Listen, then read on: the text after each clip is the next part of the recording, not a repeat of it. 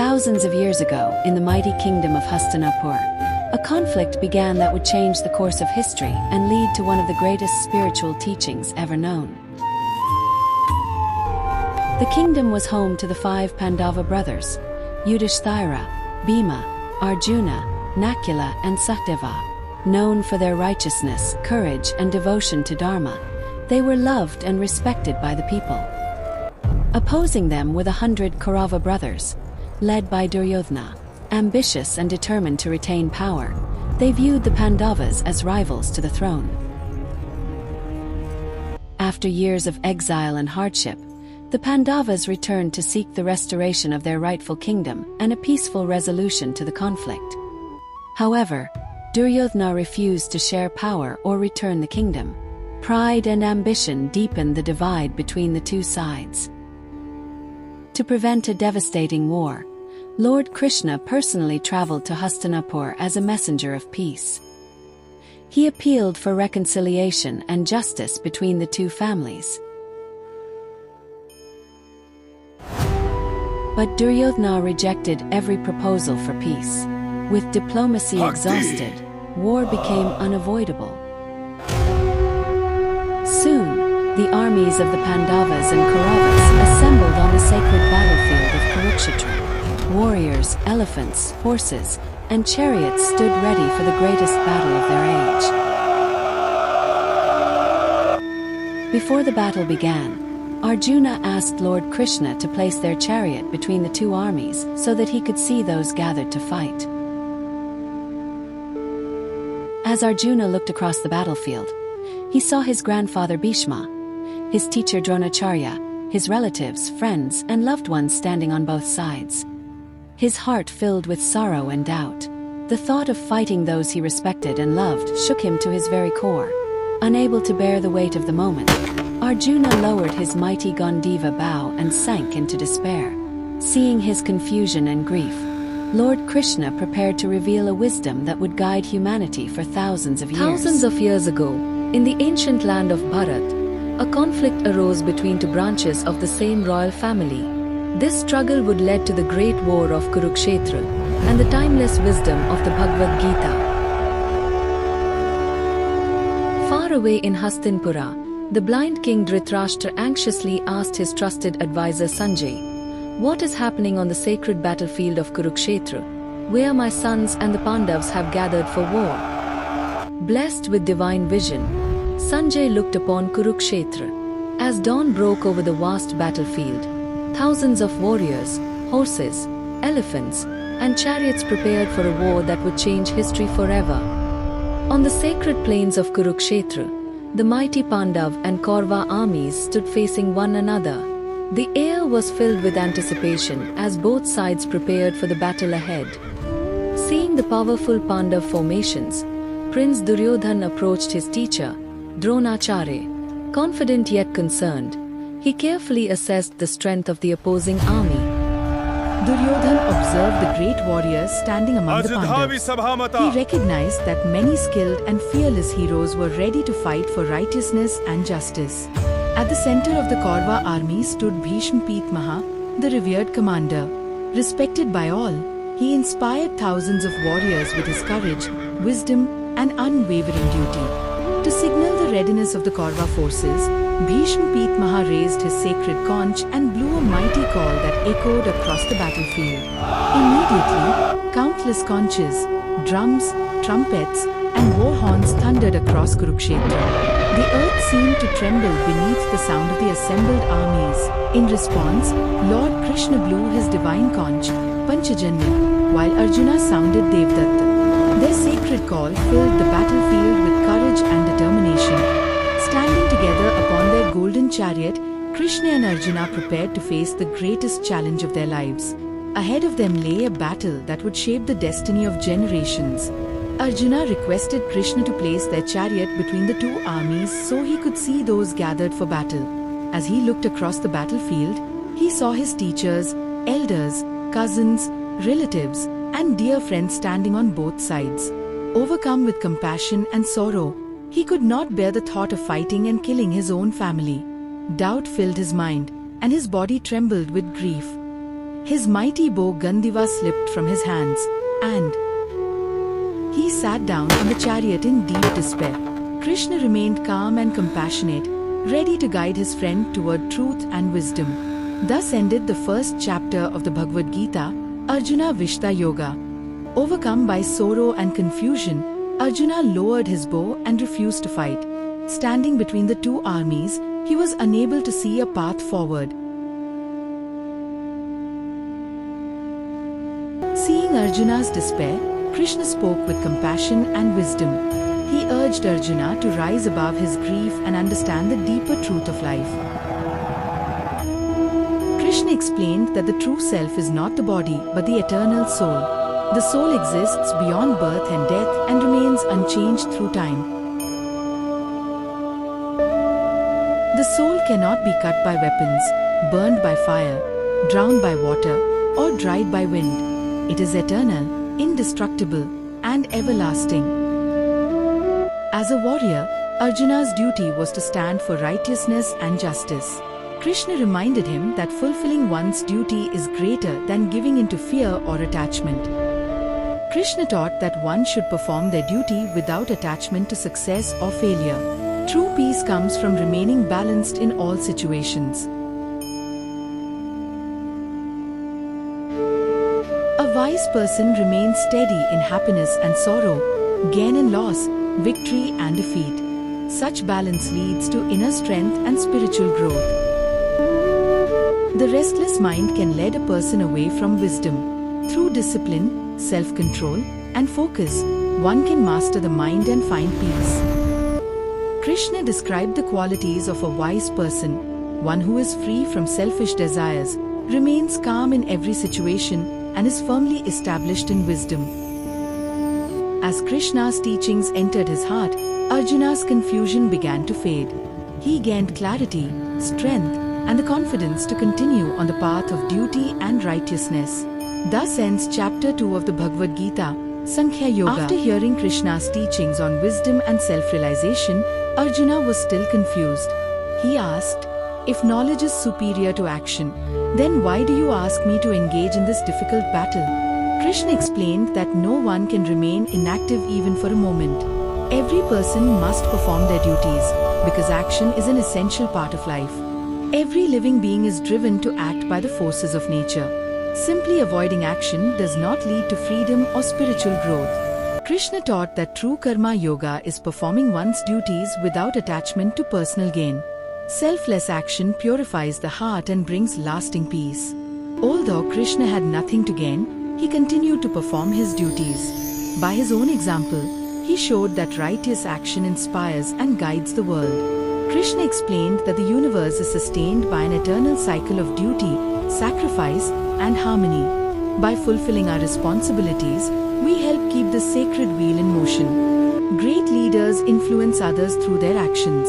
By performing our duties honestly and selflessly, we contribute to the welfare, stability, and prosperity of society. Krishna explained that selfish desires and attachment to results are the root causes of suffering. They bind the mind and prevent true happiness. Desire is the greatest obstacle to wisdom. Through self-discipline, control of the senses, and spiritual understanding, one can overcome desire and attain inner peace. As Krishna's teachings unfolded, Arjuna's doubts began to disappear. He realized that true freedom comes from performing one's duty with dedication, wisdom, and without attachment to the results. Thus ends chapter 3 of the Bhagavad Gita, Karma Yoga, the yoga of selfless action. Krishna revealed that this eternal wisdom was first taught to Surya, the sun god, at the dawn of creation. Passed down through generations of wise rulers, this sacred knowledge had gradually been lost with time. Arjuna was astonished. With great respect, he asked, "You were born in this age, while Surya lived long ago. How could you have taught him this ancient wisdom?" Krishna explained that both he and Arjuna had taken many births. While Arjuna could not remember them, Krishna, being eternal and divine, remembered them all. Krishna declared that whenever righteousness declines and unrighteousness prevails, he manifests himself on earth to restore balance and uphold dharma. Krishna explained that he descends to protect the righteous, guide sincere seekers, and strengthen those who walk the path of truth and virtue. To restore harmony, Krishna destroys the forces of evil and establishes dharma. His divine mission is to preserve justice and maintain the moral order of the world. Krishna taught that people approach him through different paths, whether through devotion, knowledge, selfless action, or sincere faith. Every righteous path ultimately leads to the divine. Among all forms of purification, spiritual knowledge is the highest. It removes ignorance, illuminates the mind, and reveals the eternal truth of the soul. Krishna compared true knowledge to a blazing fire that burns past karma and ignorance. With wisdom, the soul is freed from the bondage of actions. As Krishna's teachings unfolded, Arjuna's doubts began to disappear. Filled with faith and understanding, he embraced the power of divine knowledge and prepared to continue his spiritual journey. Thus ends Chapter 4 of the Bhagavad Gita, Jnana Karma Sannyasa Yoga, the yoga of knowledge and renunciation of action. Arjuna asked Krishna, which path is better, renouncing all actions or performing selfless actions? He wished to understand the surest path to spiritual liberation. Krishna explained that both renunciation and selfless action lead to the same spiritual goal. However, both require purity of mind and freedom from attachment. Krishna taught that the path of selfless action is easier and more practical for most people. By performing one's duties without attachment, a person steadily progresses toward liberation. Krishna explained that a true renunciate is not one who abandons work, but one who is free from attachment, hatred, and selfish desires while performing every duty. A truly wise person sees all beings with equal vision. Whether rich or poor, learned or humble, every soul is equally divine. A karma yogi performs every action with sincerity but remains unaffected by success or failure. Such inner balance brings lasting peace. Krishna taught that lasting happiness does not come from wealth or worldly pleasures. It arises from inner peace, self-realization, and a mind united with the divine. Through self-discipline and control of the mind and senses, a person overcomes distractions and steadily advances on the path of spiritual growth. One who has mastered the mind remains calm in every situation. Such a self-realized soul experiences lasting peace and freedom from suffering. Krishna revealed that true peace comes from knowing him as the Supreme Lord, the well-wisher of all beings, and the ultimate source of love, wisdom, and compassion. Thus ends Chapter 5 of the Bhagavad Gita, Karma Sannyasa Yoga, the yoga of renunciation of action. Krishna explained that a true yogi is not one who merely renounces the world, but one who performs every duty selflessly, without attachment to its rewards. Krishna taught that self-discipline is the foundation of yoga. Through right conduct, self-control, and steady practice, the mind becomes prepared for spiritual growth. Krishna explained that the mind can become our greatest friend when disciplined, but if left uncontrolled, it becomes our greatest enemy. A true yogi remains calm in success and in failure, pleasure and pain, honor and dishonor. Such balance brings lasting inner peace. Krishna described the proper way to meditate, choosing a peaceful place, sitting with a steady posture, and keeping the body and mind calm and focused. With steady concentration, the yogi fixes the mind upon the divine. As distractions fade away, the heart experiences profound peace and spiritual joy. Arjuna admitted that the mind is restless and difficult to control. Krishna agreed, but taught that through constant practice and detachment, the mind can be mastered. Arjuna asked what becomes of one who begins the spiritual journey but fails to reach perfection. Krishna assured him that sincere effort on the spiritual path is never lost. Krishna explained that every sincere spiritual effort continues across lifetimes. The soul resumes its journey until it ultimately reaches the highest realization. Krishna concluded that among all yogis, the greatest is the one who remembers him with unwavering faith, devotion, and love. Such a devotee is always united with the divine. Thus ends Chapter 6 of the Bhagavad Gita, Dhyana Yoga, The yoga of meditation. Krishna invited Arjuna to fix his mind completely on him. He promised that through devotion and faith, Arjuna would gain complete knowledge and realization of the divine. Krishna explained that the material world is made of 8 elements: earth, water, fire, air, ether, mind, intellect, and ego. Together, they form his lower material nature.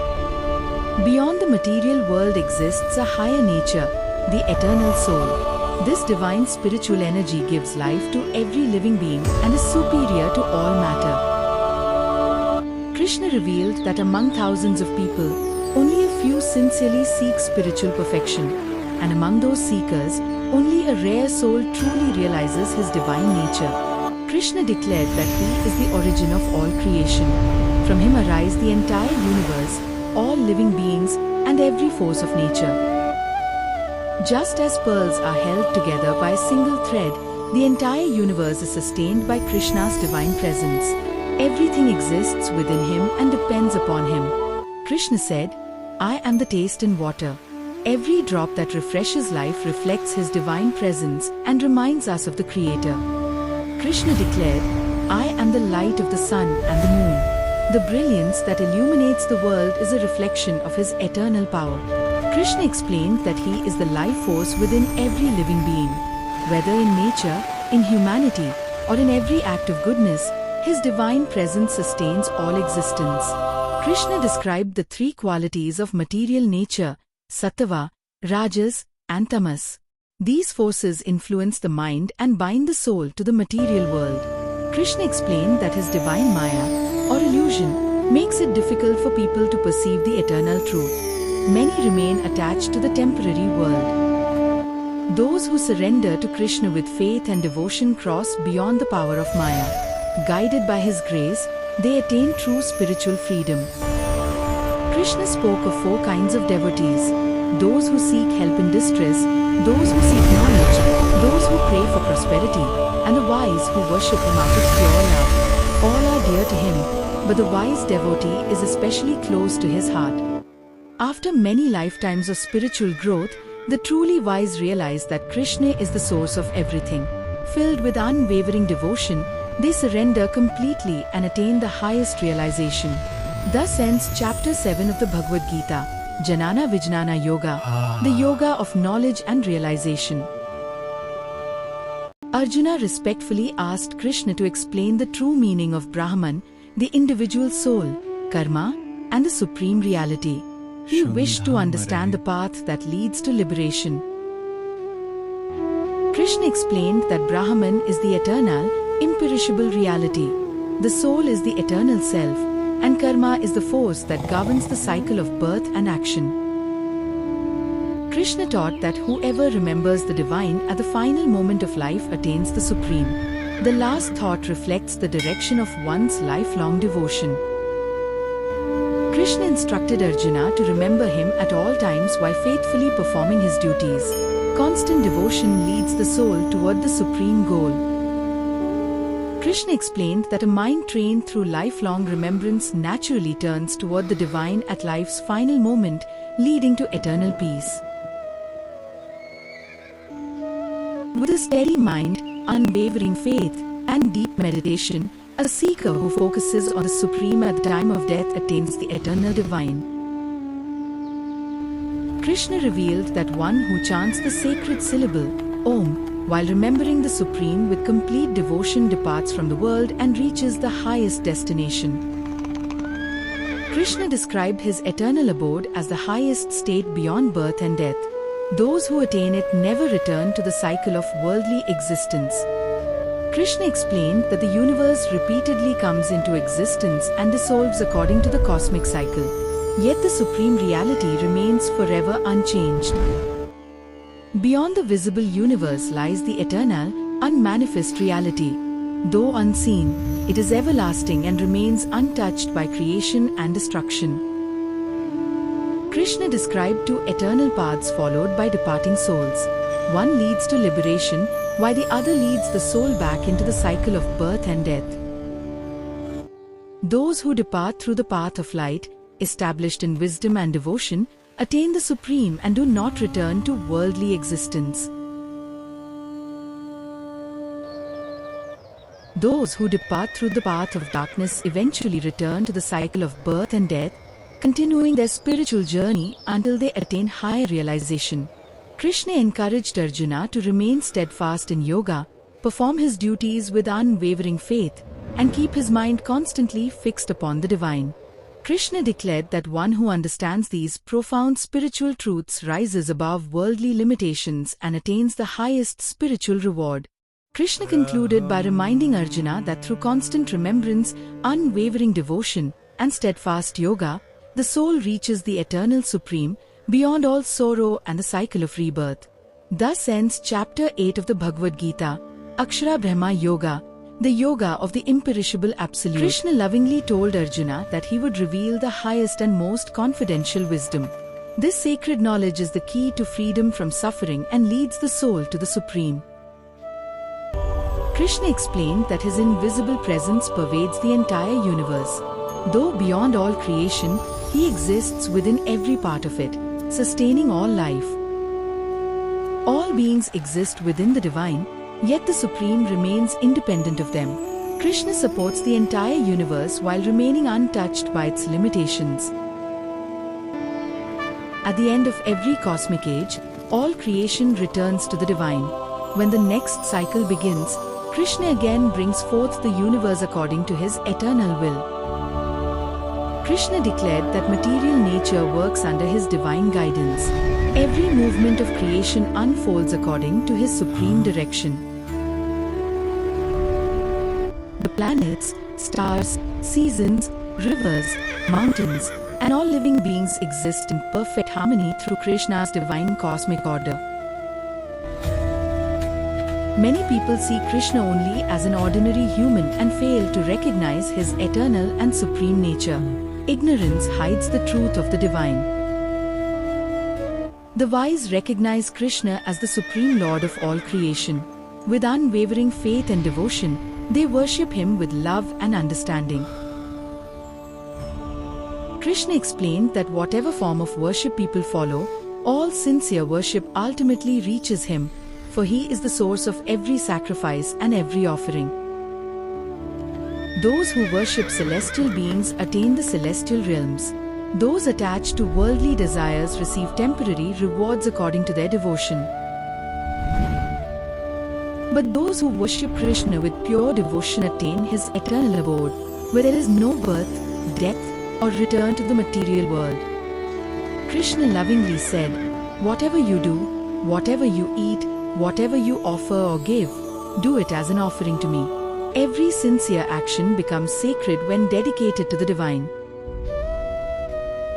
Krishna declared that he is equal to all beings and shows no partiality. Yet those who approach him with sincere devotion experience his loving presence in their hearts. Krishna concluded by encouraging Arjuna to keep his mind fixed on him, become his devotee, worship him with love, and surrender wholeheartedly. Through such devotion, every soul ultimately reaches the Supreme. Thus ends Chapter 9 of the Bhagavad Gita, Raja Vidya Raja Guhya Yoga, the yoga of royal knowledge and royal secret. Krishna once again shared his supreme wisdom with Arjuna. He promised to reveal his divine glories so that Arjuna could know the Supreme more deeply. Krishna declared that all noble qualities, wisdom, knowledge, truthfulness, forgiveness, compassion, courage, and peace originate from him alone. Krishna revealed that he is the source of all creation. Everything in the universe arises from him and is sustained by his divine power. Those who understand Krishna's divine nature worship him with unwavering love and devotion. Their hearts remain constantly united with the Supreme. Out of compassion, Krishna grants divine wisdom to his sincere devotees. He removes the darkness of ignorance with the light of true knowledge. Filled with devotion, Arjuna praised Krishna as the Supreme Lord, the eternal truth, the highest refuge, and the source of all existence. Arjuna humbly requested Krishna to explain the many ways in which his divine presence can be recognized throughout creation. Krishna declared, "Among all radiant lights, I am the brilliant sun, whose light sustains life throughout the world."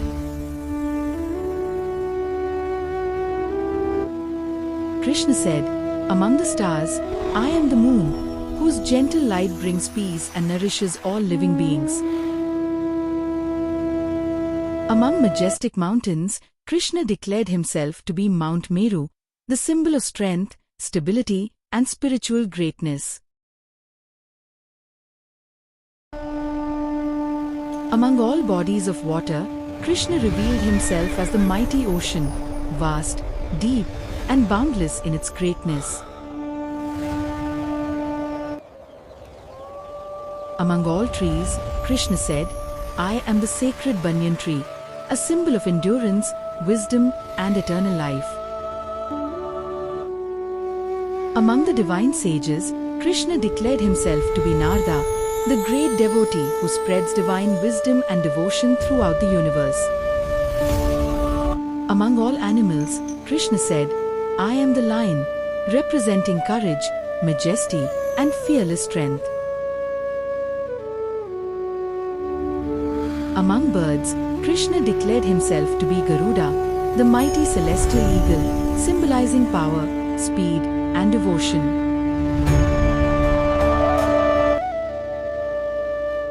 Veiled, among purifiers, I am the wind, whose invisible power sustains life and purifies the world.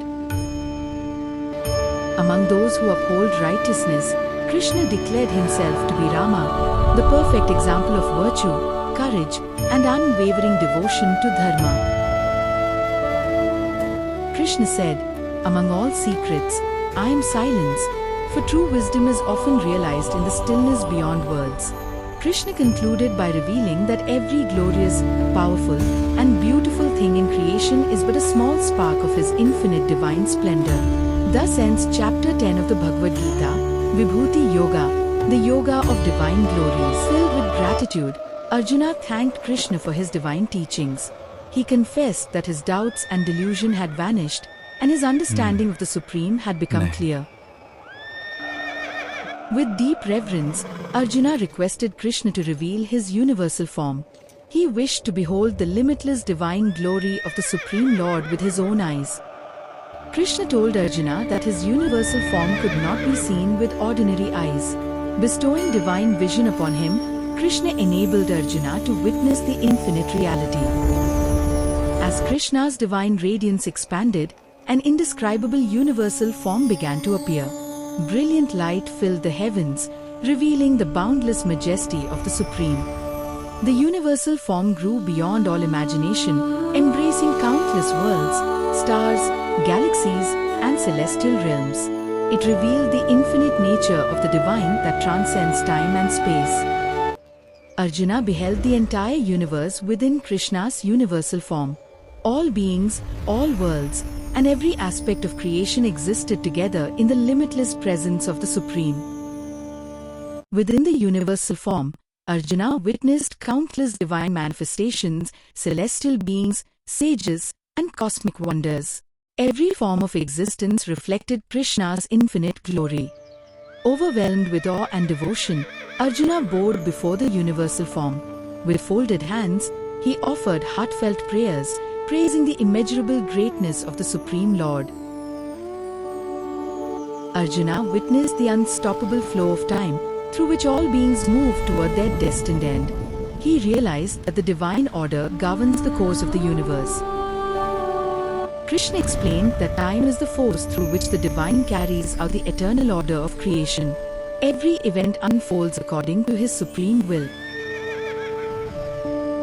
Krishna encouraged Arjuna to rise with courage and fulfill his sacred duty.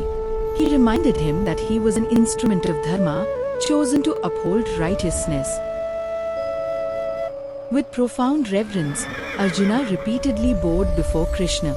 He glorified him as the Supreme Lord, the eternal protector, and the source of all creation. Remembering how he had spoken to Krishna as a close friend, Arjuna humbly sought forgiveness. He realized that the companion beside him was the Supreme Lord himself. Unable to bear the overwhelming brilliance of the universal form, Arjuna prayed to Krishna to return to his gentle and familiar form, bringing comfort to his heart. Gradually, the magnificent universal form faded away.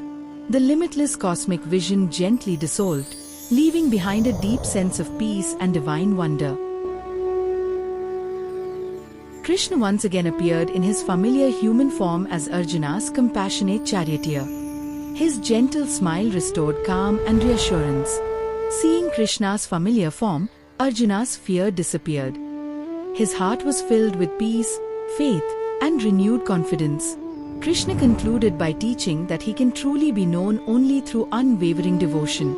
A heart filled with love, faith, and selfless surrender is the surest path to the Supreme. Thus ends Chapter 11 of the Bhagavad Gita, Vishwarupa Darshana Yoga, the yoga of the vision of the universal form. Arjuna respectfully asked Krishna, "Who is the greater yogi, those who worship you in your personal form, or those who meditate upon the formless, eternal Absolute?" Krishna replied that those who worship him with unwavering faith, love, and complete devotion are most closely united with him and are considered the highest devotees. Krishna explained that meditation upon the formless Absolute also leads to the Supreme. However, for most people, this path is more difficult because it requires great discipline and detachment. Krishna lovingly instructed Arjuna, "Fix your mind and heart upon me. By constantly remembering me, you will surely attain the Supreme." Krishna assured Arjuna that he personally protects those who surrender to him with unwavering devotion, guiding them safely across the ocean of worldly existence. If it is difficult to keep the mind constantly fixed on God, Krishna advised practicing regular remembrance and devotion. Through steady practice, the mind gradually becomes absorbed in the divine. Krishna taught that every action, whether great or small, should be offered to the divine. When work becomes an offering, it becomes an act of worship. Krishna explained that one should perform every duty sincerely while giving up attachment to its results. Such selfless action brings freedom and inner peace. Krishna described the path of spiritual growth. Practice leads to knowledge, knowledge deepens meditation, meditation leads to renunciation, and renunciation brings lasting peace. A true devotee is kind, compassionate, humble, forgiving, free from hatred, and content in every circumstance. Such a heart is always dear to the Lord. A devoted soul remains calm, self-controlled, truthful, pure, and free from selfish desires. Such a person neither disturbs others nor is disturbed by the world. Krishna praised those who remain steady in happiness and sorrow, honor and dishonor, success and failure. Such balance reflects true spiritual wisdom. A true devotee lives with simplicity, remains detached from worldly possessions, and finds lasting contentment in remembering the divine. Through love, humility, compassion, and selfless living, a true devotee spreads peace wherever they go. Their life becomes a blessing to the world. Krishna declared that those who faithfully follow the path of devotion with unwavering love, sincerity, and complete surrender are exceedingly dear to him. Krishna concluded that pure devotion is the simplest and highest path to realizing the Supreme. A heart filled with love, faith, and surrender ultimately attains eternal union with the divine. Thus ends Chapter 12 of the Bhagavad Gita, Bhakti Yoga, the yoga of devotion. Arjuna respectfully asked Krishna to explain the meaning of the field, the knower of the field, true knowledge, and the supreme reality. He wished to understand the nature of the body, the soul, and the path to liberation.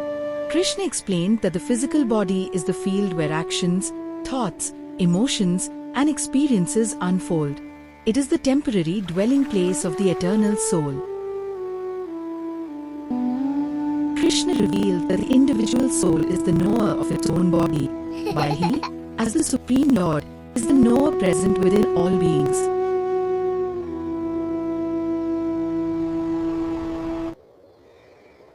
Krishna described the field as consisting of the 5 elements: the mind, intellect, ego, the senses, desires, emotions, and all the functions of the body.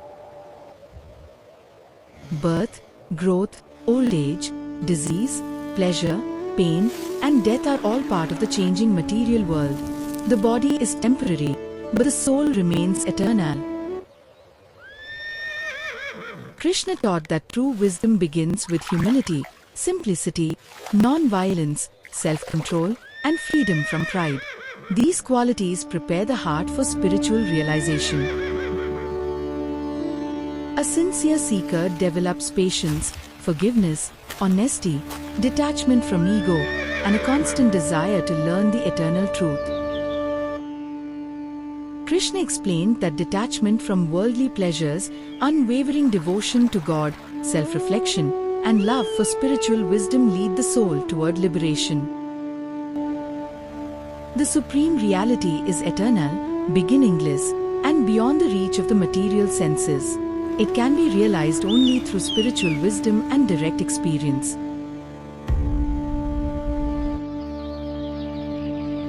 Krishna revealed that the divine pervades the entire universe. Though unseen, he is present within every living being and beyond all creation.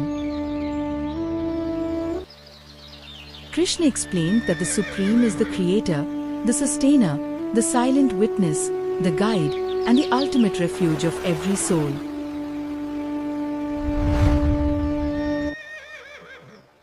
Krishna distinguished between Prakriti, the material nature, and Purusha, the eternal conscious spirit. Their interaction gives rise to all experiences in the material world. Attachment to the qualities of material nature binds the soul to the cycle of birth and death. Freedom comes through wisdom, detachment, and realization of the self. The enlightened see the same Supreme Self dwelling equally in every living being. They recognize the unity that exists within all of creation. Those who perceive the divine equally in all beings neither harm others nor themselves. Seeing unity amidst diversity, they walk the path of compassion and truth. Krishna concluded that one who understands the difference between the body and the eternal soul and realizes the Supreme within all beings becomes free from the cycle of birth and death and attains liberation. Thus ends chapter 13 of the Bhagavad Gita, Kshetra Kshetrajna Vibhaga Yoga, the yoga of the field and the knower of the field. Krishna declared that he would now reveal the highest spiritual knowledge. By understanding this wisdom, one becomes free from worldly bondage and attains the Supreme. Krishna explained that material nature is the universal womb, and he is the divine seed-giving father. From this sacred union, all living beings come into existence.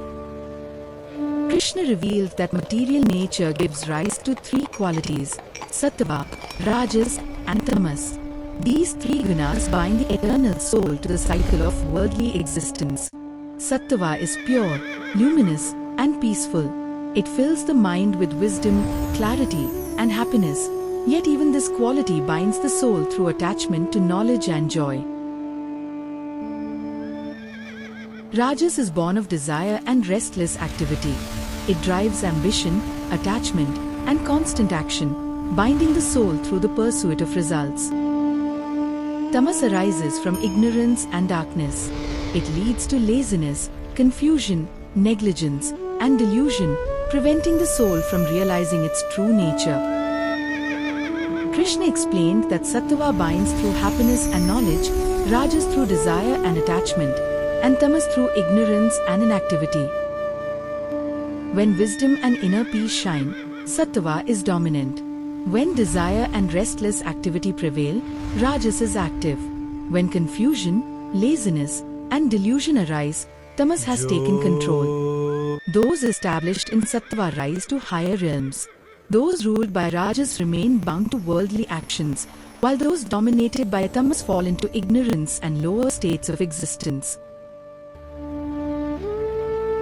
Krishna taught that by understanding the gunas without becoming attached to them, a seeker rises above their influence and moves towards spiritual freedom. Arjuna asked Krishna, what are the qualities of one who has transcended the three gunas, and how does such a person live and act in the world? Krishna explained that one who has gone beyond the gunas remains calm and undisturbed. Such a person neither longs for their presence nor fears their absence. The Guntita remains steady in pleasure and pain, honor and dishonor, praise and criticism. With an equal vision, such a soul rests in lasting peace. Krishna declared that unwavering devotion to him enables a person to transcend the three gunas and become fit to realize the eternal supreme.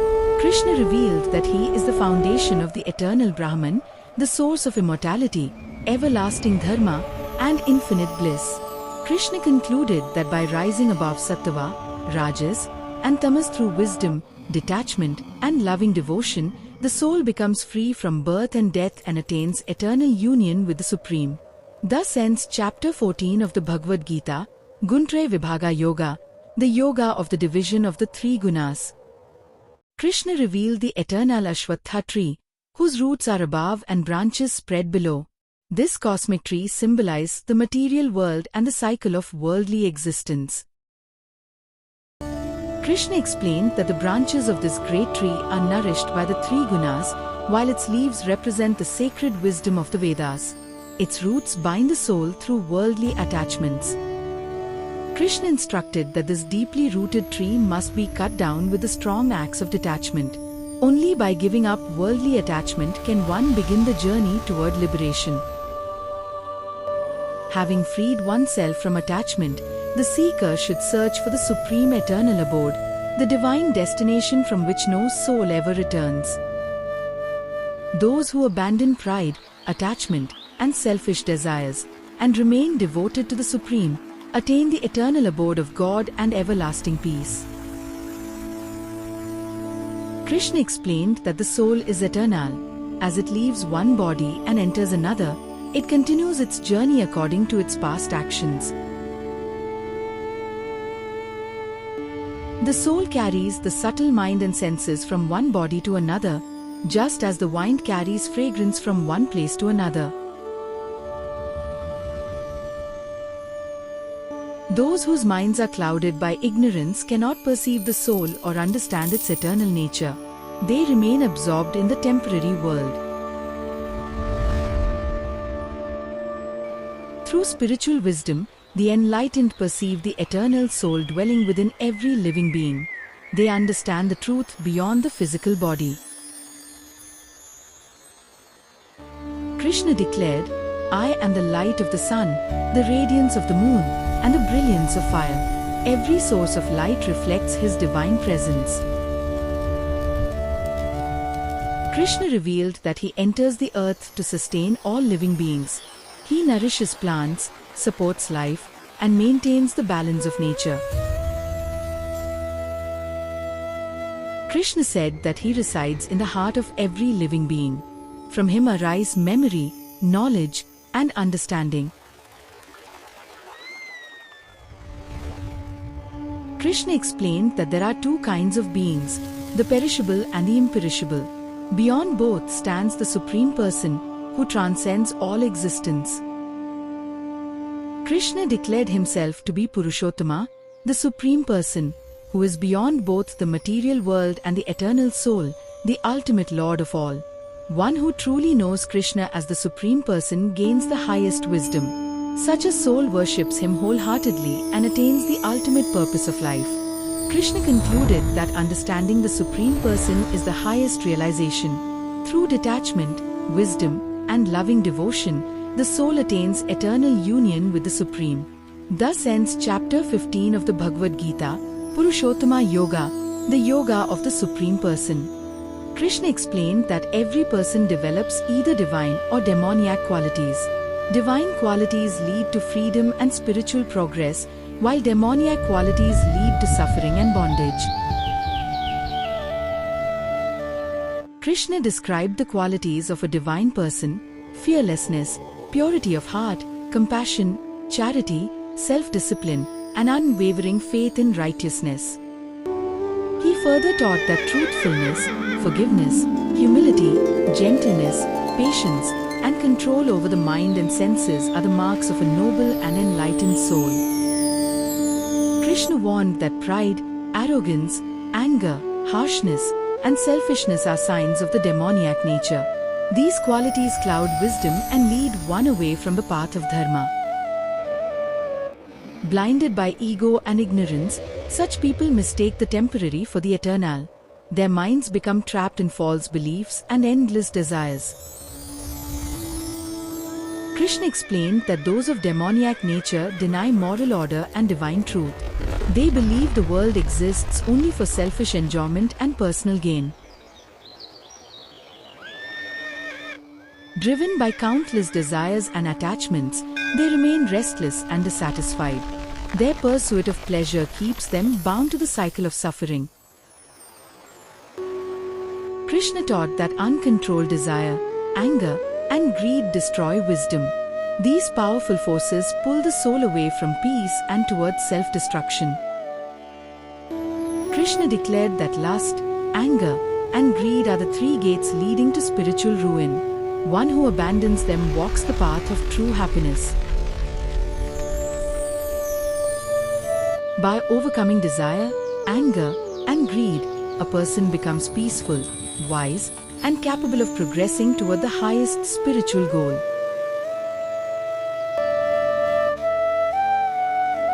Krishna encouraged everyone to live according to dharma, performing righteous actions with honesty, compassion, and self-control.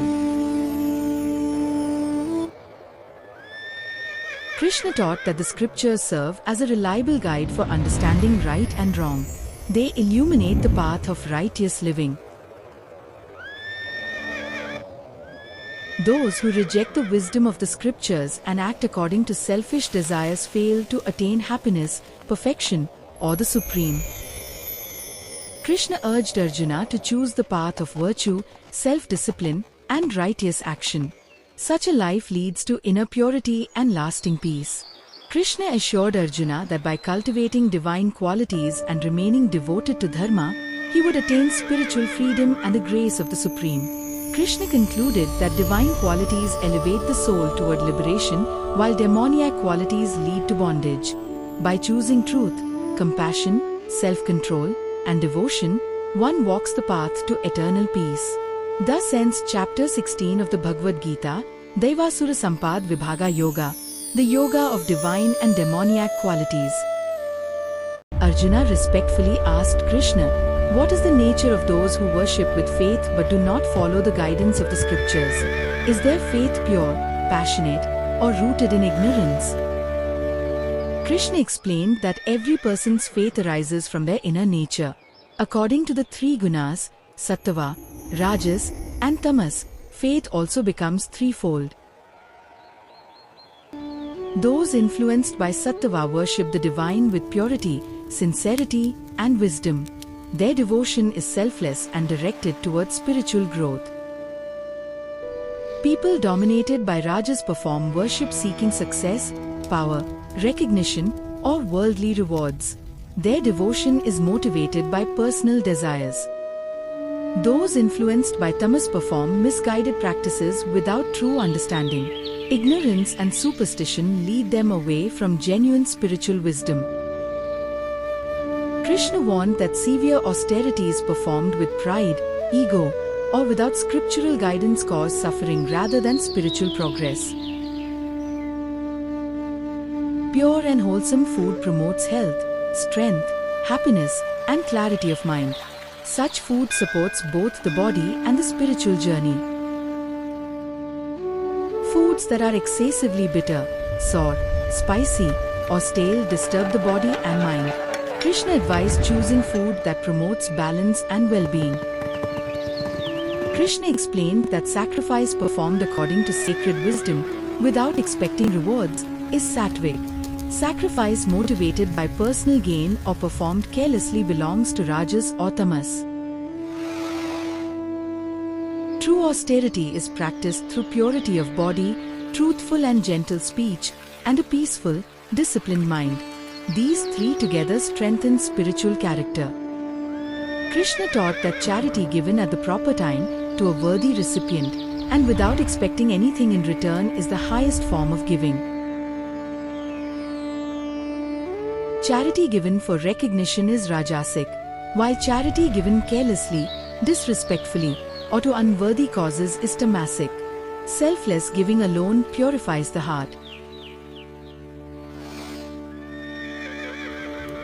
Krishna revealed that the sacred words Om, Tat, and Sat represent the supreme truth. They sanctify sacrifice, charity, austerity, and every righteous action. Every action performed without attachment and dedicated to the divine becomes pure. Selfless intention transforms ordinary work into spiritual practice. Krishna taught that faith gives meaning and power to every action. Without sincere faith, even the greatest deeds fail to produce lasting spiritual benefit. Krishna concluded that pure faith, guided by wisdom and selfless devotion, leads the soul toward peace, purity, and liberation. Every sincere action offered to the divine becomes a step toward the supreme. Thus ends chapter 17 of the Bhagavad Gita, Shraddhatre Vibhaga Yoga, the yoga of the threefold faith. Arjuna respectfully asked Krishna to explain the true meaning of renunciation and abandonment. He wished to understand how one could attain liberation while living in the world. Krishna explained that true renunciation is not giving up one's duties, but giving up attachment to the results of actions. Selfless action performed in the right spirit leads to freedom. Krishna described three kinds of renunciation. Sattvic renunciation is performed with wisdom, Rajasic renunciation arises from fear or selfish motives, and Tamasic renunciation comes from ignorance. Krishna taught that every action has 5 causes: the body, the individual soul, the senses, various efforts, and the divine. Success is never the result of one factor alone. Krishna warned that those who believe, I alone am the doer, fail to understand the complete truth. Wisdom arises when one recognizes the divine working through all actions. Krishna explained that knowledge, actions, and those who perform them are influenced by the 3 gunas, sattva, rajas, and tamas, shaping human behavior and destiny. Krishna described how intellect and determination differ according to the gunas. A pure mind discerns right from wrong and remains firmly established in righteousness. Krishna taught that true happiness may begin with discipline but ends in lasting peace. Pleasure born of selfish desire is temporary, while ignorance leads only to suffering.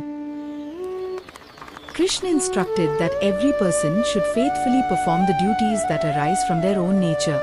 Fulfilling one's own duty is better than imitating another's. By sincerely performing one's natural duty without attachment, a person purifies the heart and steadily advances towards spiritual perfection. Krishna explained that self-control, purity of mind, detachment, and constant meditation lead the seeker to the realization of Brahman and lasting inner peace.